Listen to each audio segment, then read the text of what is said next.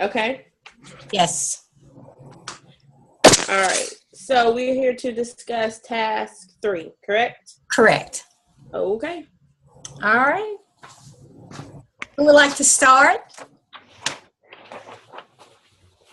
I can start. Okay.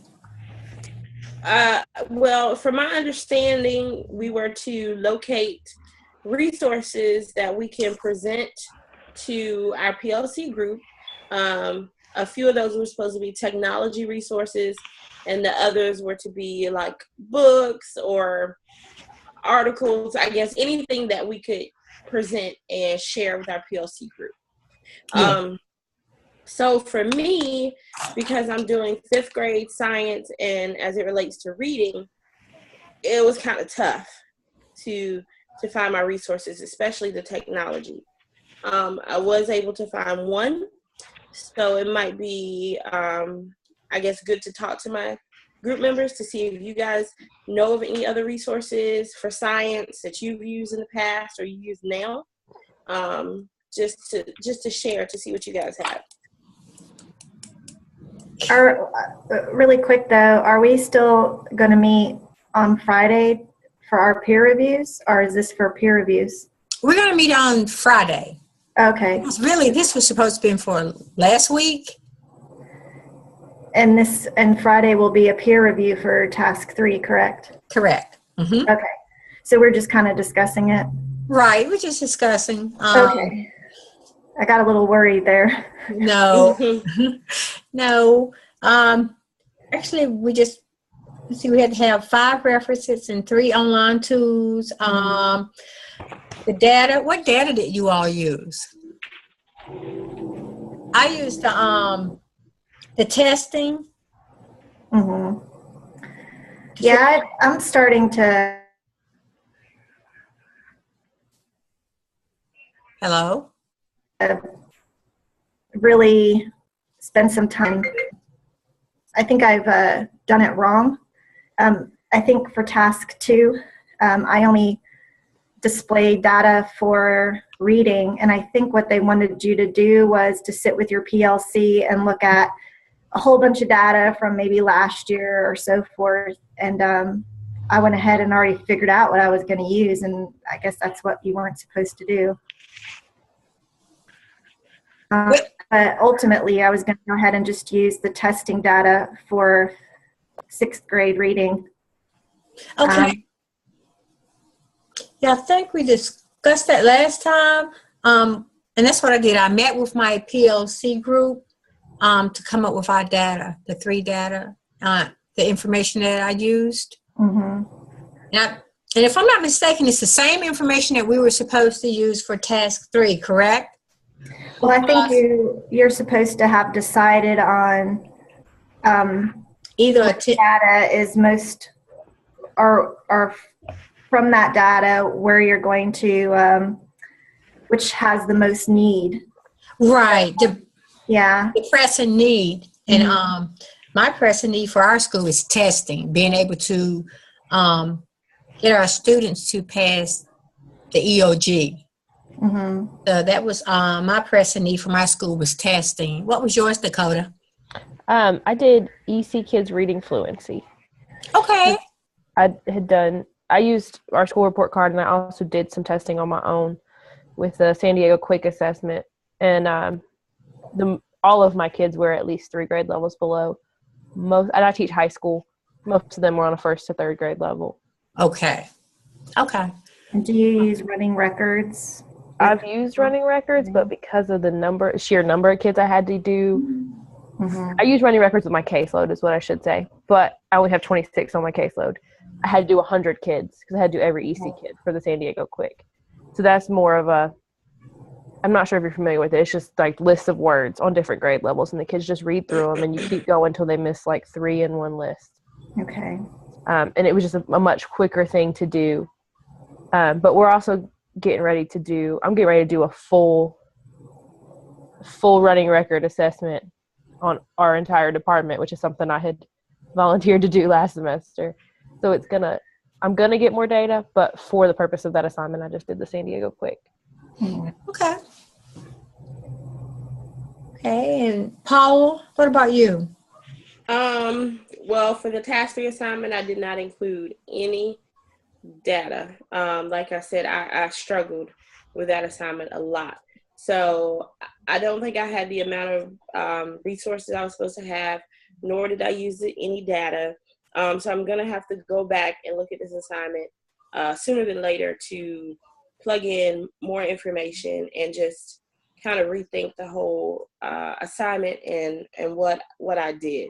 Okay. I'm with you. I'm with you right there, because every time I start something new and then I look at everybody else's, I'm thinking, oh, that's what it's supposed to look like.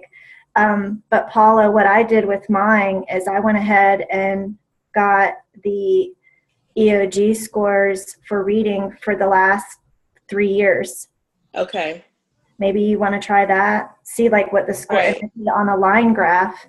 And I don't know if that was good or not, but it showed something about are we progressing or not progressing in a certain area. And I'm looking at fiction versus nonfiction now.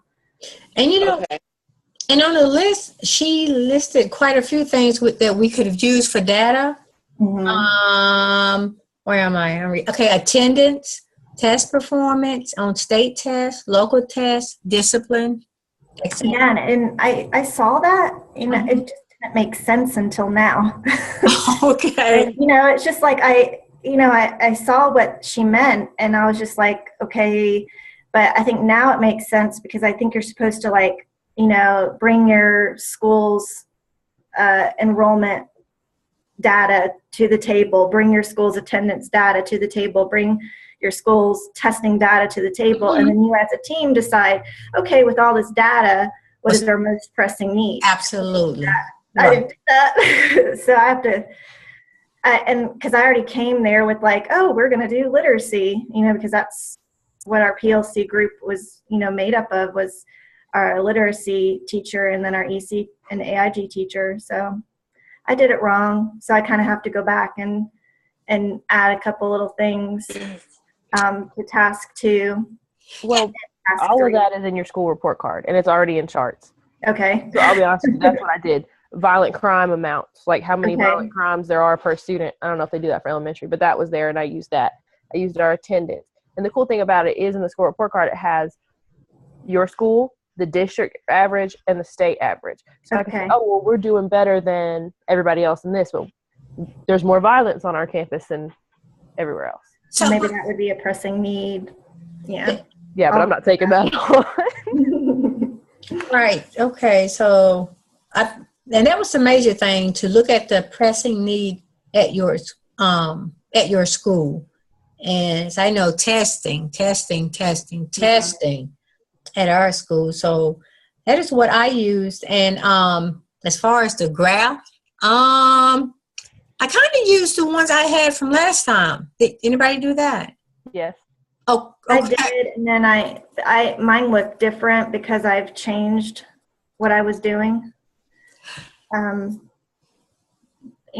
So it's the graphs that I probably would go back and put in task 2 when I have time to. So graphs from test 2, I used in task 3. I think, is that what you did, Dakota? Yeah, I did the same exact one. Because, it was almost the exact same data. Well, I didn't use all the data that I used in task 2. Right, I only used 2. I only used the stuff, I think I used 2 too. Mm-hmm. I used the literacy stuff that was relevant to reading fluency. Right. But I did pull them straight from my presentation from task 2. That's what I used mine from task 2. Let's see what else. Somebody was saying something about artifacts needing to be included in that. Say it again, please. Artifacts. I had somebody make a comment online that they didn't see any artifacts, and I wasn't sure what that meant, and if you guys included artifacts in yours. No, I'm not sure what that means either. I think an artifact is like a document. Mm-hmm. I don't know how to explain it, but an artifact would be some type of document that it shows your work. It's like proof. I beg your pardon? It's the proof. Right. That would be an artifact. Did I use an artifact in mine? I think I know for sure I did not. Okay, but that's what it would be like. Some type of document or proof, as you said, the work that you did, showing your work or the proof. That would be a better way to put it. So I guess the artifact would be if I did testing. Do I have any test scores? Do I have actual tests that I could show? Okay, this is where I got my data from. Correct, ladies? I'm thinking. Yeah, I mean, that would be, since I mentioned, the scores for something came from the EOG, I don't know if I could present that document as an artifact to show that it's real data. Well, I don't remember the rubric saying anything about artifact, even on under the 4. Let me look at them. I'm looking at it right now, and I know it said we needed the annotated bibliography, we needed data, and we needed the narrative. I don't see anything about artifact either. It just says it says in order to blah blah blah annotate 5 references, 3 online tools, bibliography, online tools, data,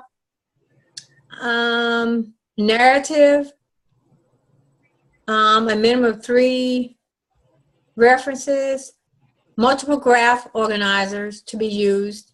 But I don't see anything about artifact.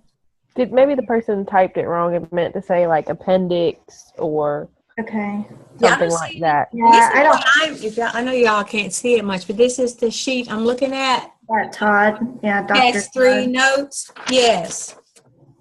Yeah, I'm pretty upset with my task 3 because I was a little overwhelmed with that annotated bibliography. I was trying to get all that stuff read, and it's like summarizing 5 of those plus writing a paper. I couldn't do it all, so I just turned something in like at 11:30, whatever I had done. Now, test 3 was hard. It was challenging. Yeah, I thought I knew what I was doing, but the more every time I look at the rubric, I'm like, oh, that's what that means. And I think most of us struggled. I'm gonna be honest, and I'm sure this test 3 is something I'm going to have to go back and work on. I know I struggled with task 3. I did the best that I could possibly do. And I tried to put everything in here that she asked for. Mm-hmm. But do I need to do some additional? I think my problem was I just wasn't sure if I was covering what I was supposed to cover. So with the tools and the things that we were pulling, was it things that we could actually go back and use at our school, present to the PLC, and the use strategies?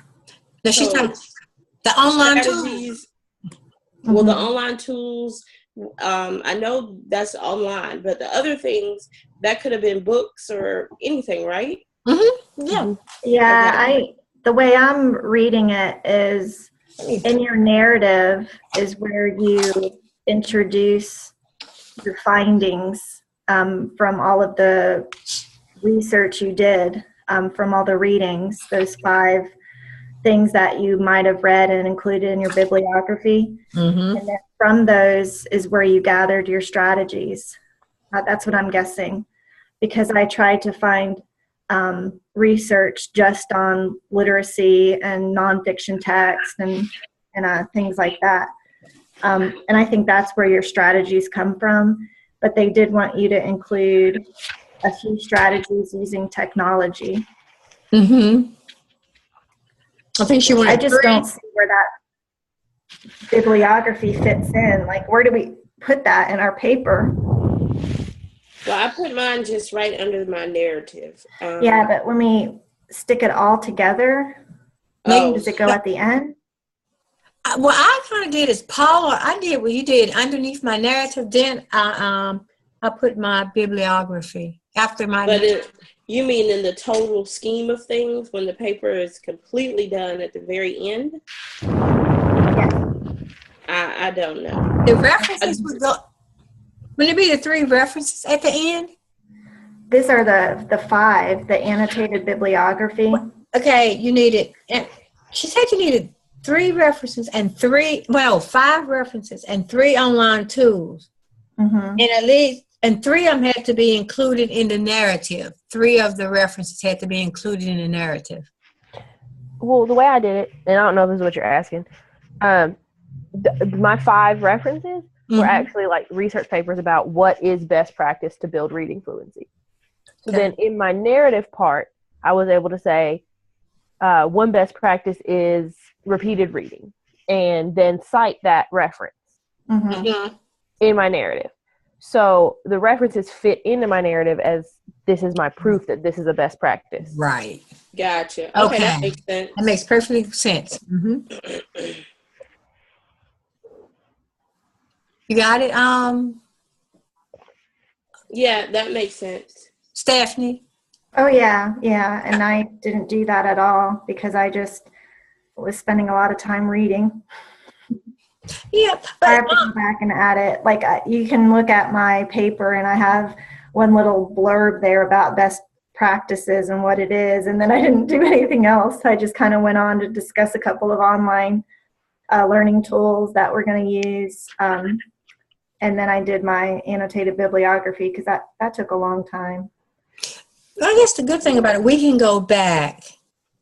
You can always go back and fix your mistakes because it is a draft. It is a rough draft, so we can go back and make corrections. And that's what I've been thinking. I said, well, when we get closer to the end, not close, but I want to try to go back and correct all of this stuff because I'm sure we have a lot of mistakes, because I mean, it's a learning.